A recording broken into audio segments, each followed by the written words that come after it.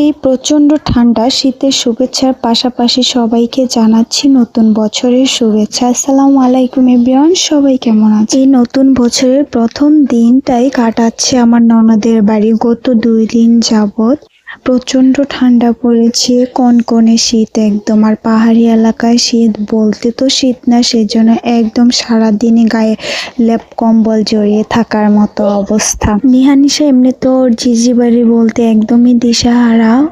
ওর জিজির মেয়েকে ছাড়া যেমন কিছু বুঝে না, তেমনি আমাদের রিফাও কিছু বুঝে না। আমার ননদের বাড়িতে আসার পর থেকে দেখা গিয়েছে আমার ননদ যেমন পারছে তেমনি আমাদের জন্য এটা ওটা করেই যাচ্ছে।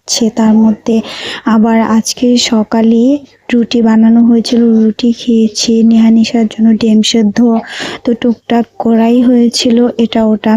পাশাপাশি আবার দুপুরের রান্নার জন্য আর কি মুরগি এনেছে, তো মা ওই আর কি মুরগিগুলো কুটে দিচ্ছিল, সাথে মুক্তিও করছিল। আর এদিকে রান্না করে আর কি মাছের তরকারি বসিয়ে রেখেছিল।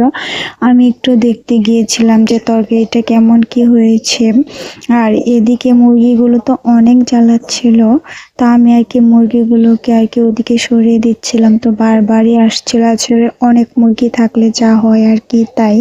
তো বাড়ি ভর্তি যেহেতু মুরগি আছে, তো সেক্ষেত্রে দেখা গিয়েছে যে মুরগি তো কাজেতে একটু বিপত্তি ঘটাবে। আর এদিকে নিহানিশা সাথে রিফা খেলাধুলা করছিল। আর আমার ননদের জায়ের একটা মেয়ে আছে, সেও রিফার সমবয়সী। ওরা দুজন একদম সেম এজের প্রায়।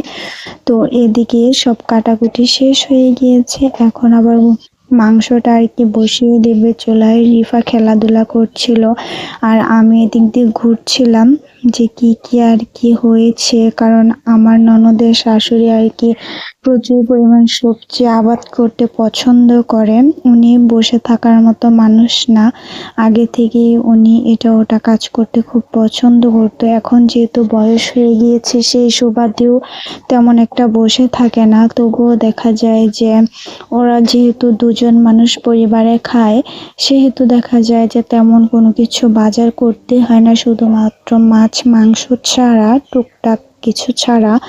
তো সেক্ষেত্রে সবজি চাষটা বাড়িতেই করে। আর এই পাশটায় আমি চলে আসি, এটা হচ্ছে আমার ননদের বড় জায়ের ঘর। আমার ননদের বড় জা আর কি বাড়িতে থাকে না, যে কারণে আর কি দেখা গিয়েছে এই পাশটা একদমই পরিত্যক্ত হিসেবেই পড়ে থাকে। আর এগুলো হচ্ছে গোবর দিয়ে করা, মানে যেন চুলায় লাকড়ির মতো ব্যবহার করা যায়।